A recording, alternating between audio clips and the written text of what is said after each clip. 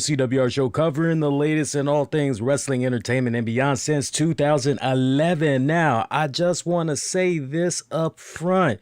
What I'm getting ready to do is review the Stone Cold Broken Skull Sessions One More Round edition with the Undertaker. So, for you guys that were with me for the Survivor Series post show, I told you guys I was going to be coming right back as soon as I got done watching Broken Skull Sessions in its entirety to give my thoughts of this special episode.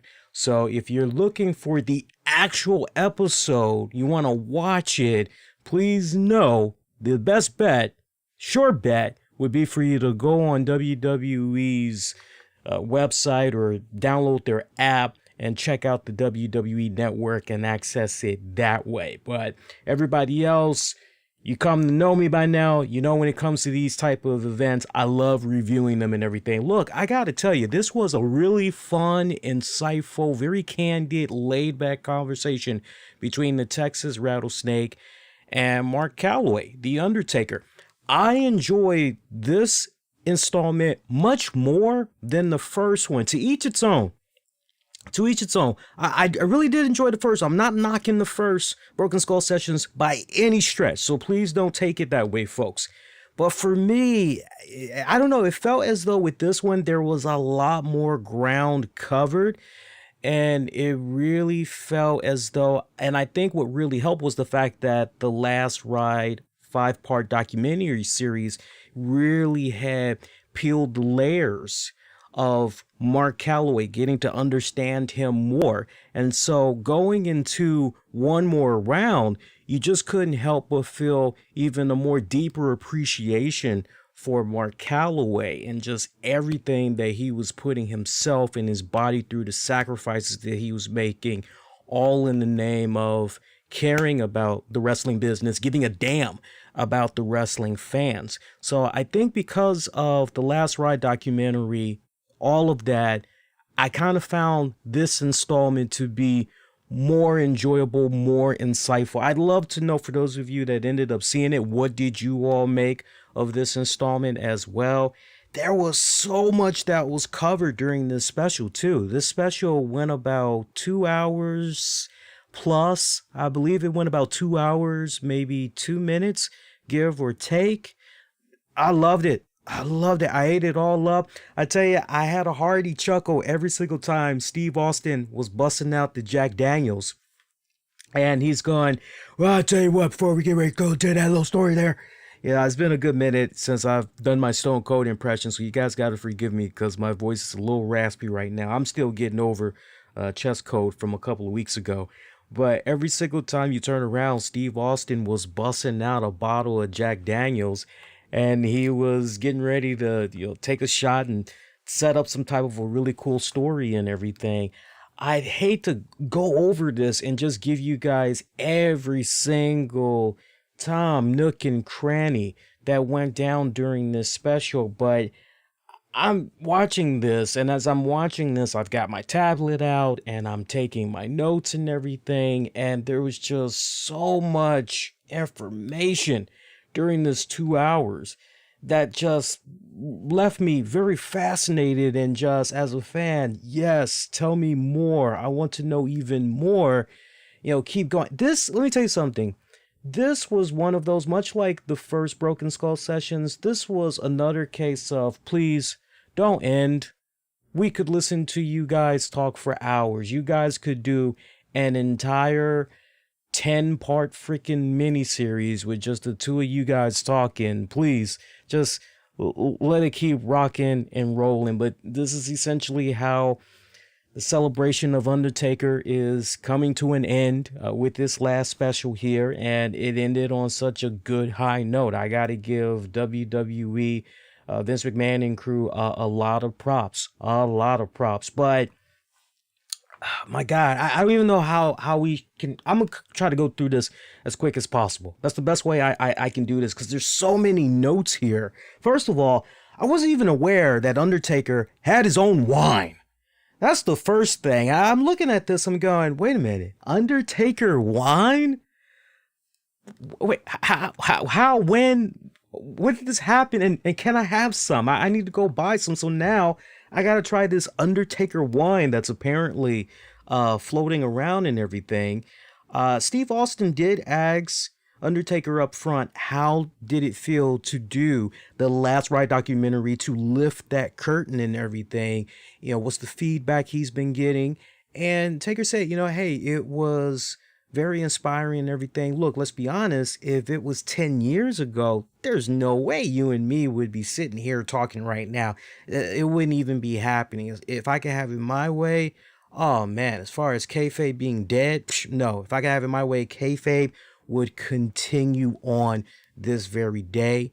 And so he thought it was, to a certain degree, rather therapeutic, going through the Last Ride documentary and just taking in the feedback that's been coming in, acknowledging that a lot of it very positive and everything.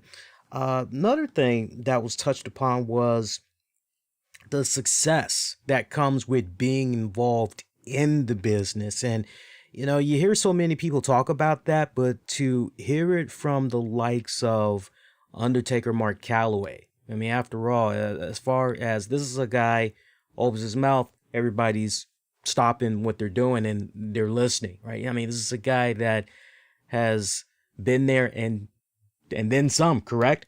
But he talked about how personal relationships, maintaining them, it can be very difficult, and a lot of times sacrifices have to be made in the process. And he admitted that there was a lot of mistakes that he made in his career, all in the name of just trying to become very successful, trying to become very good at what he was good at in the industry of pro wrestling.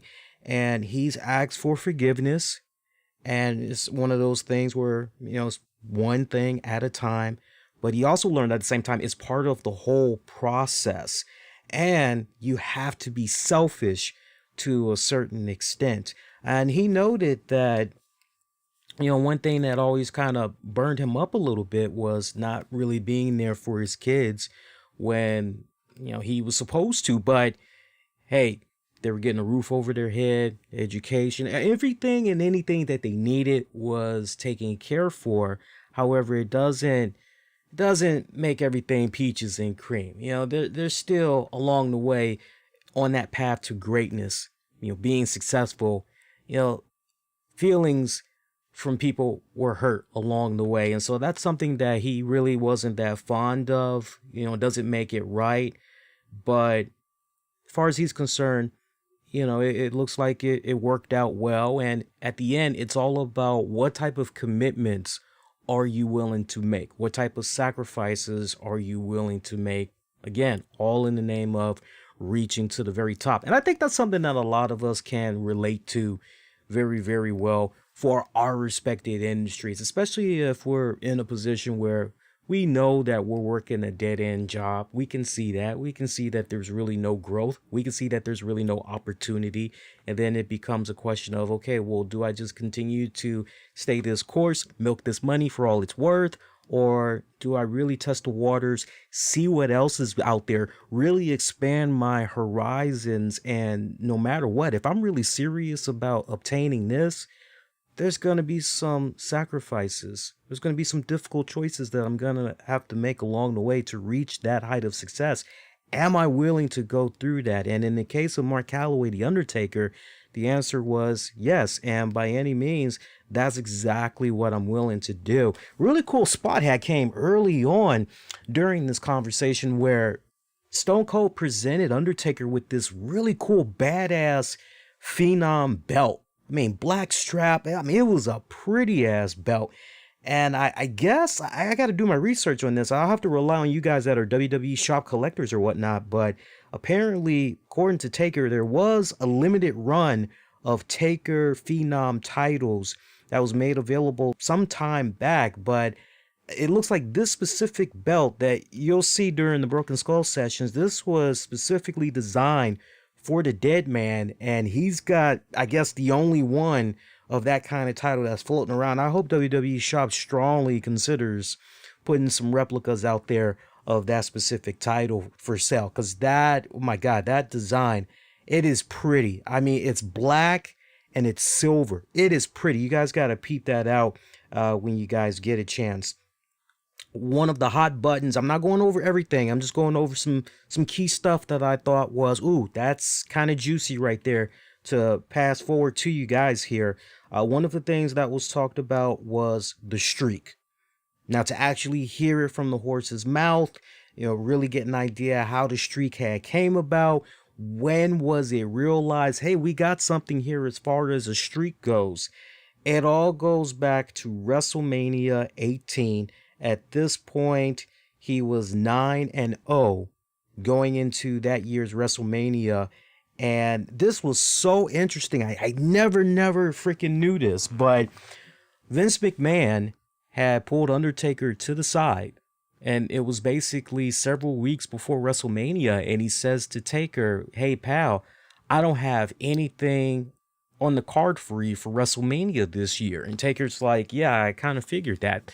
So Vince goes, well, look, who do you want? Do you want to face RVD or do you want to face Ric Flair? And before Vince could even get Flair out of his mouth, Undertaker's going, Flair, I want to wrestle Ric Flair.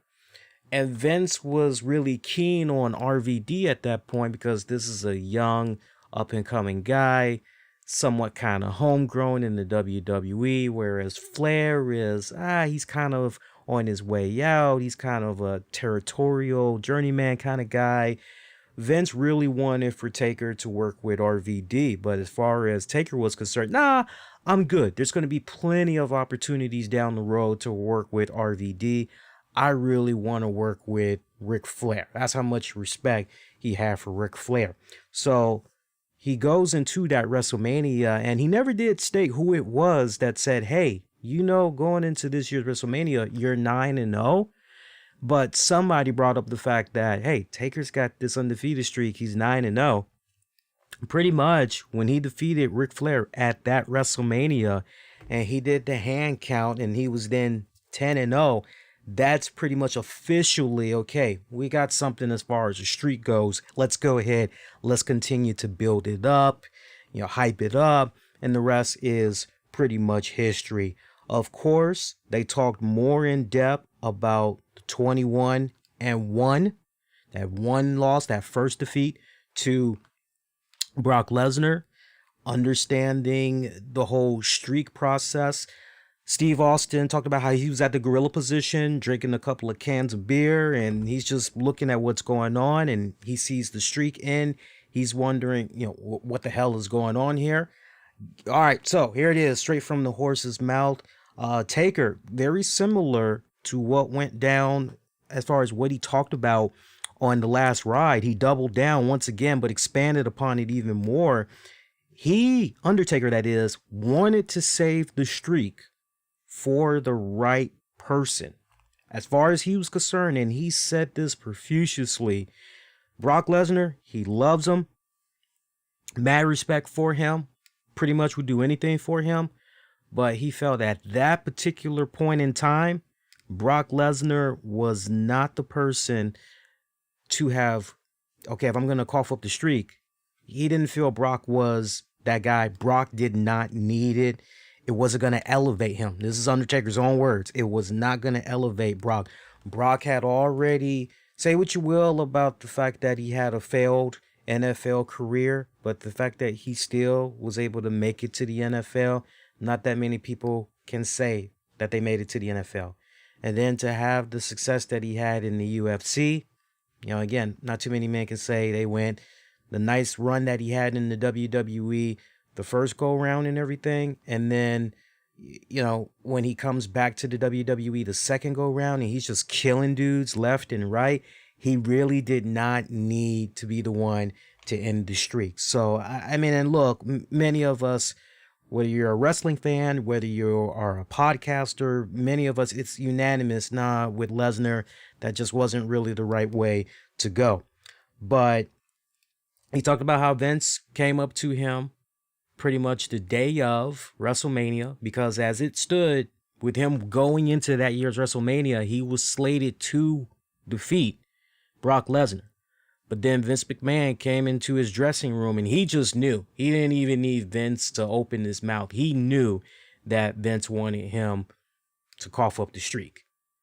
And at that point, Taker's, are you sure? Are you sure this is the direction we're going? Are you sure you want to do this? And Vince is going, yeah. And Vince tried to, in Taker's own words, try to do now this is what I'm saying. I'm paraphrasing, a half-assed talk you into it. This is why it's good. This is why it's beneficial. Here's why it's the right decision and everything. But Steve Austin and Undertaker both at the same time, Roman. It should have gone to Roman. It would have elevated the hell out of Roman. That would have given him, more of a shelf life. Really take that guy to the next level. And as we saw, they did try to rectify it by having eventually Roman be the second guy to defeat Undertaker at WrestleMania, but it still wasn't the same. It still wasn't the same. There was also talk about what makes a champion. It was a really good conversation about that, and just hearing it from Undertaker's point of view as far as what makes a champion. I thought that was pretty insightful. So for those of you that haven't watched it yet, peep that out because that was actually pretty good. Origins of Hell in the Cell, Bad Blood 1997. Everything was basically designed. As far as Hell in the Cell, Bad Blood 1997, everything was designed specifically for introducing Kane. It was all about Kane's debut. That pretty much was Hell in a Cell, Bad Blood 1997 in a nutshell. Yeah, you got the cool kick-ass elements as far as Shawn Michaels, and he was very complimentary of Shawn Michaels, by the way. Matter of fact, as complimentary as he was of Shawn Michaels, it's kind of interesting because it seems that the theme these days is when you bring up Shawn Michaels, you got to bring up the bitter with the sweet. Again, you got to bring up the bitter with the sweet when it comes to Shawn Michaels. So the sweet part, as far as Shawn Michaels goes, here's a guy, great in-ring psychology. He's got these fundamentals. There are some things that you just can't teach. It just comes to you naturally. And Shawn is just one of those guys. Both Steve Austin, Undertaker, really, really giving Shawn Michaels his props here. Really putting him on a pedestal, and rightfully so.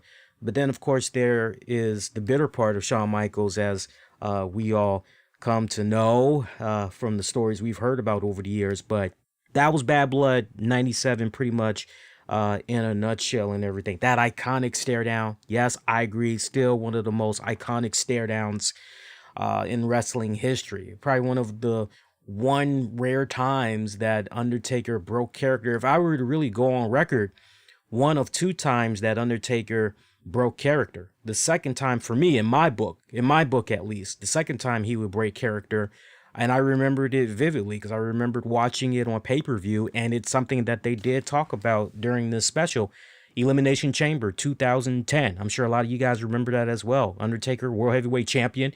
He comes out, he's doing his slow, epic entrance and everything. You're looking at that big gold belt. You're going, oh man, here we go. We're getting it on, man. Here it is, the main event. Here's what's popping.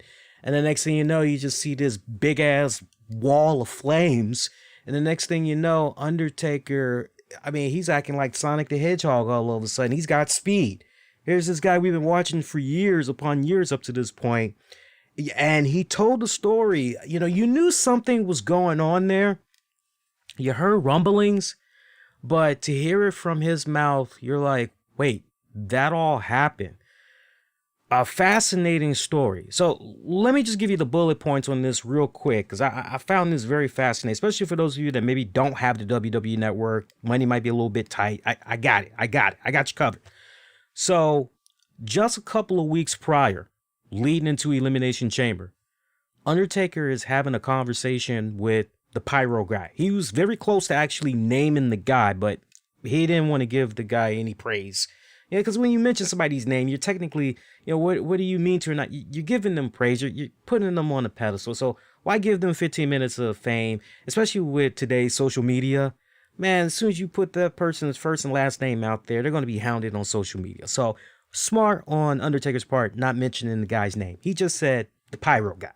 So he had a talk with the pyro guy a couple of weeks before Elimination Chamber. And he says to the guy, hey, man, when it comes to my entrances, that pyro is way too close. I'm damn near about to catch fire. And the guy basically says to him, he blows it off. He says to him, oh, that's nothing. It's just a little bit of backdraft in the arena, in the building. You know, it's spacious and everything. It's okay. And Undertaker's going, okay, well, I'm just saying. So Taker's mind's already made up. Okay, well, something weird happens to me with this pyro. I'm coming after your ass. So as Taker gets ready to make this entrance, and you guys should remember this, Elimination Chamber 2010. Remember he had the black hat, and he had the long sleeve leather trench coat. Well, originally he was going to wear the sleeveless kind of Hellraiser type of coat. He was originally going to wear that. But something just said to him at the last second, nah, go with the long sleeve coat instead. So he goes with the long sleeve coat. And as he's in position to be elevated, to the stage ramp area, pyro just explodes. It's on his left arm. And then he's trying to turn. And as he's turning, there's freaking big old ball of fire on the right. So luckily, pays to do the rehearsals. Now we know why they do the rehearsals there, and it pays to do the rehearsals, as we've seen from over the years when they're doing their stage ramp entrance and all that.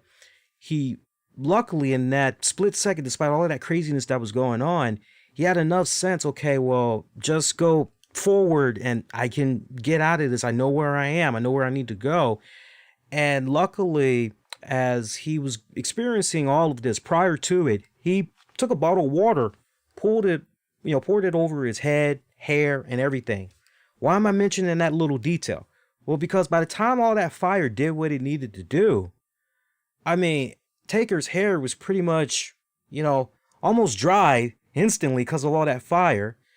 The left sleeve, that thing, it got burned up real quick. I mean, that damn thing almost went up to his bicep. That's how quickly it burned. And as all of this is happening, he's got second to third degree burns. He's got guys that's hooking him up with water from under the pod. Because remember, Taker was the last one to come out. So Taker had at least about 20 minutes until he could enter the chamber. But then he's got to wrestle for about 20 minutes. So he's checking himself. He's trying to get his bearings together. He's trying to cool off and everything. But at the same time, he's saying to himself, yeah, after this is over, that pyro guy, he's gone. So safe to say that pyro guy, yeah, he no longer is with the WWE. And you know what? Rightfully so. Because if you're going to be playing around like that after a talent says to you, hey, the pyro's too close, we got to spread that out a little bit, and you just want to let that fall on deaf ears, and that happens, yeah, you need to lose your job as far as I'm concerned.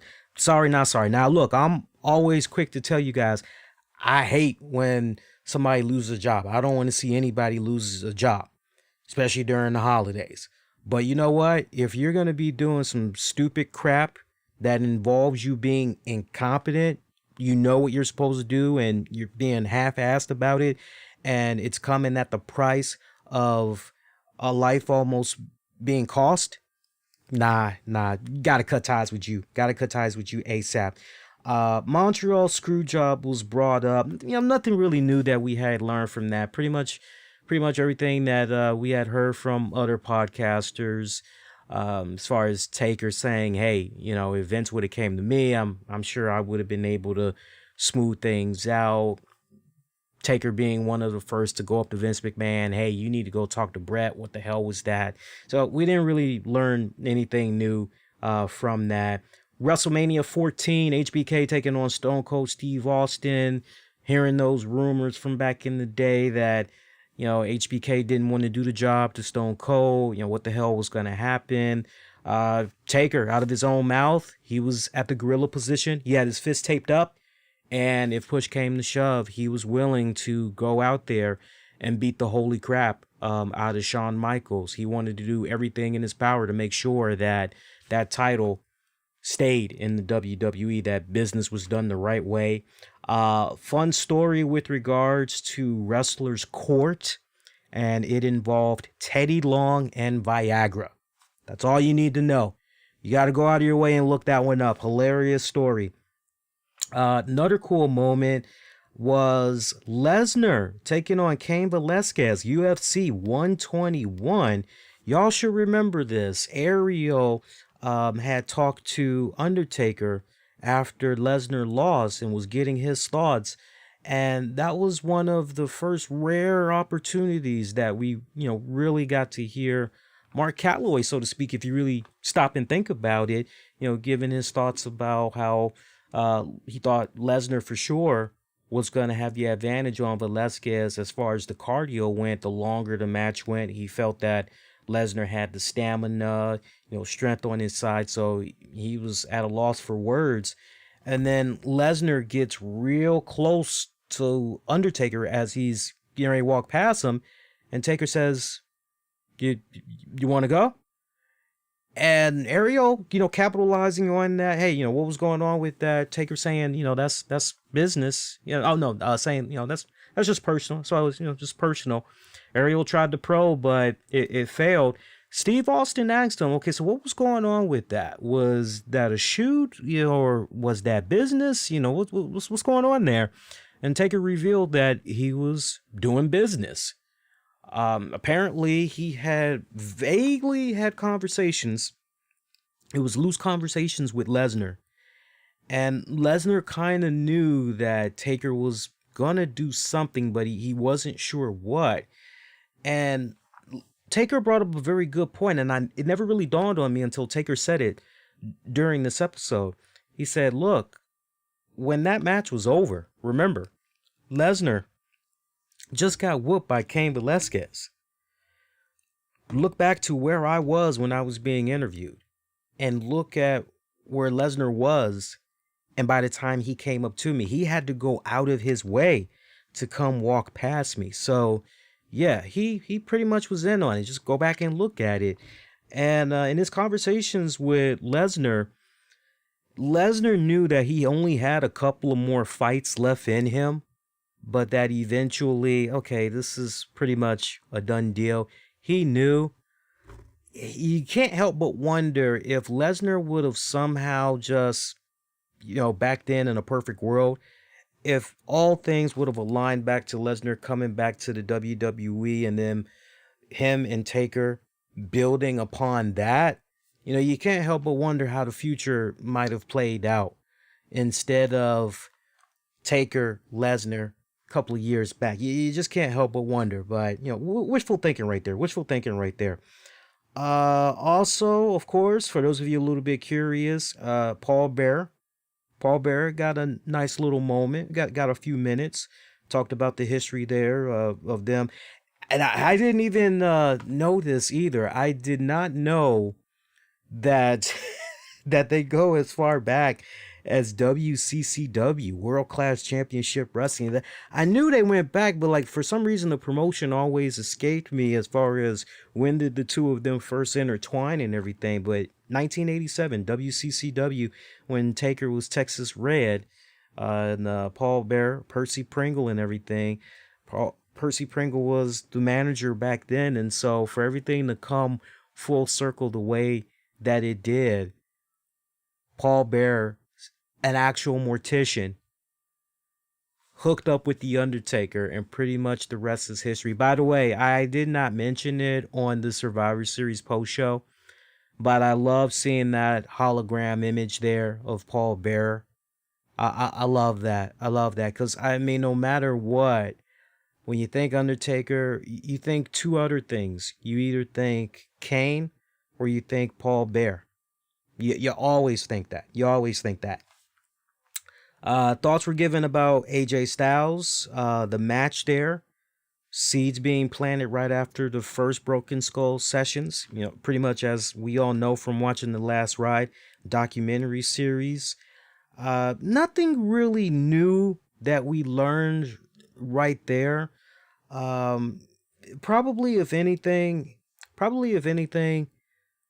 the weight of the world being on Taker's shoulders when his brother had passed away, and he pretty much gets that news. I think it was the day before or the day of they were going to film the fight with AJ. which was done over the course of several hours. So you had a lot of film, pause, film, pause, film, pause. A lot of that was going on. But to have to get in contact with his other brothers, get in contact with his nieces, trying to make arrangements so that somebody could be there with his mother when he reveals the news, hey, my brother, your son, he's no longer with us.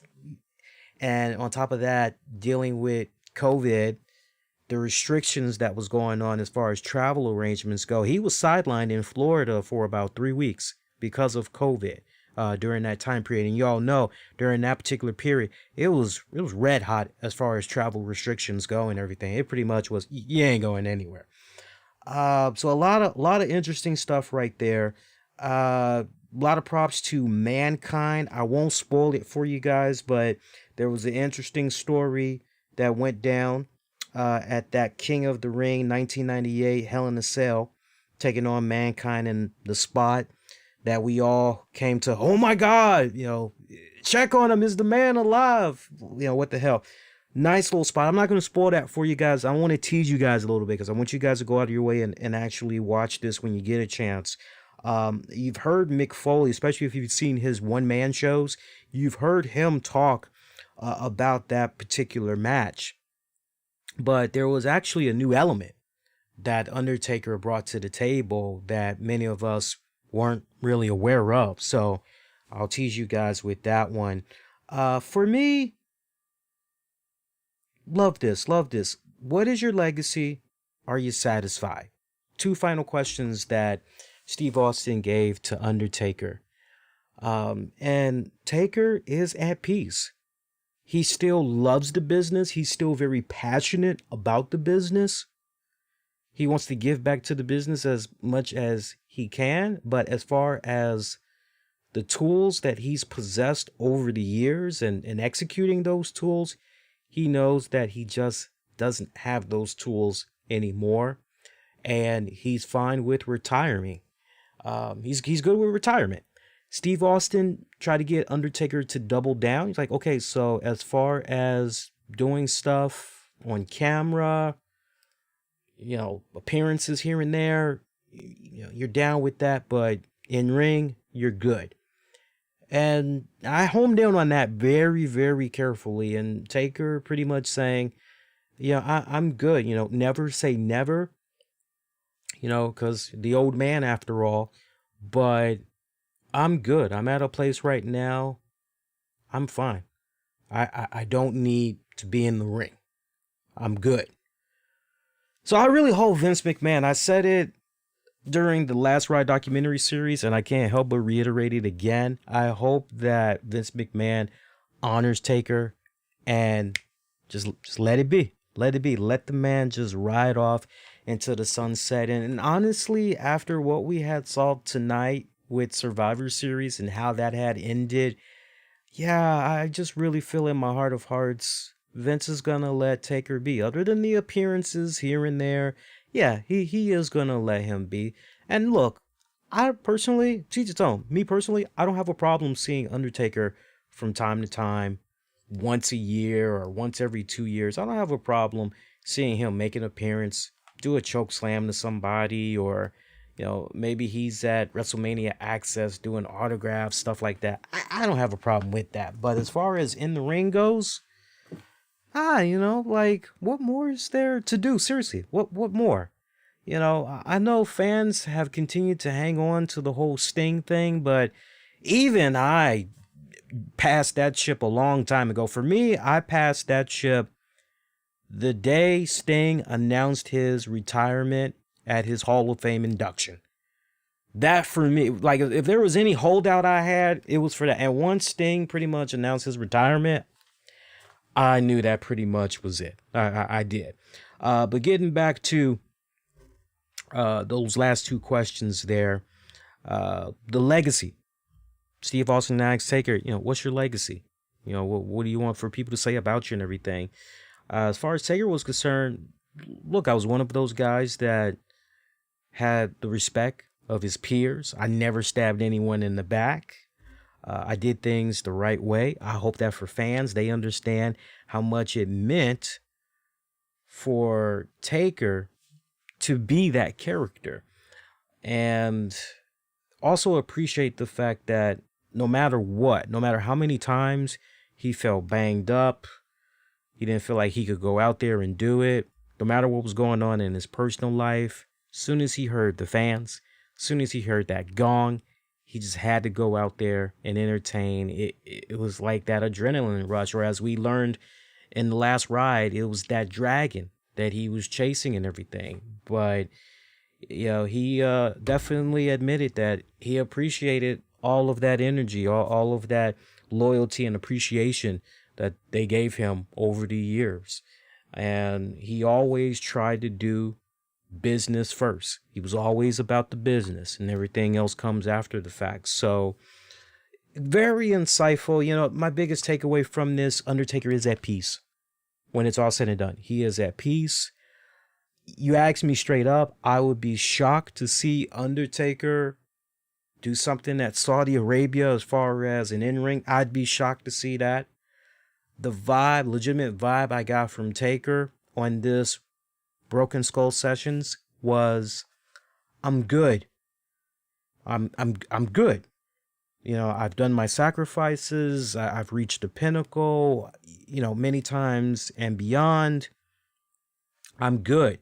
And not for nothing, but he wanted to be done when it came to wrestling Roman Reigns. But that performance was so bad. And at that point, he pretty much had the cameras documenting him and everything. But he did not like that performance. He felt it was just not to his standards. And the match that he had with Brock Lesnar, that really messed him up. Now, I do want to leave you with that. The match he had with Brock Lesnar, he did touch upon that. It messed his psyche up big time. It messed up his confidence like you have no idea. Yeah, we kind of learned a little bit about that during the last ride, but this go round, it seemed as he was more open. He was more candid about it. And what really made me as a fan, I got it now. He brings up the fact that when he wrestled Ric Flair at WrestleMania 18, and afterwards Ric Flair, says to him, "Hey man, thank you for that match. I really needed that. You have no idea. Confidence, da da da." And Taker's, "But you're freaking Ric Flair. What the hell do you mean?" And it was going through what Taker went through with Ric Flair. Did he realize, now I know what Ric Flair meant. Now I get it, because now I'm experiencing it. So he talked about how he now has that connection with him on a more deeper level now as a result. So, but yeah, I don't get the vibe that Taker is going to be popping up in a ring anytime soon. Nothing in 1 year, nothing in 4 years, nothing in 5 years. He's done. He's done. And that's good. That's good. Honestly, I've said it once before. I'll say it again. I hope that as far as how Taker is going to be paying it forward, I hope Taker pays it forward by just teaching the next up and coming generation of wrestlers. I hope that in some capacity, because he's going to be in WWE for life. So I hope that he's incorporated as a trainer, teaching in-ring psychology, the fundamentals. I hope that he can be incorporated in that standpoint, because he would be a great ambassador for that can really help steer the next generation of talents in that right direction. That was not for nothing, but that was something that he and Steve Austin had touched upon, about how there's some fundamentals that today's wrestlers just don't have. And I tell you what, the more veterans that are back there teaching these folks and passing it on to them, the better, because it will ensure that the generations of wrestlers to come will still have all of those fundamentals that those guys are talking about. But definitely a major thumbs up. Go out of your way. Check it out when you guys get a chance. I promise you won't be disappointed. If you ended up seeing it, let me know what you thought of it, because I'm most curious. Sound off. And that's pretty much it for this go round. So I saved you guys. I tried to shorten this as best as I could. Again, the special itself was over 2 hours, and we're pretty much done in 42 minutes. So there you go. We got another edition of the RCWR show that's going to be coming your way. It's going to go down Monday night, November 23rd, 2020, after WWE Raw goes off the air. Check it out. It's going to be streaming on YouTube, Twitch, Periscope, Facebook. Just use the keywords, the RCWR show. Episodes are available on demand and the downloads wherever you get your podcasts. Appreciate you guys checking this out, especially if you check this out live. Do me a favor, for those of you that check this out live, on your way out, make sure you hit the like button. For those of you that's going to be watching this on demand, thank you if you made it this far. And hopefully you like the content. Subscribe, hit the bell notification so you don't miss out on all future content that comes your way on a weekly basis. And until next go round, I'm wishing all of y'all to be safe and most importantly, be kind to one another. I will see you guys next go round.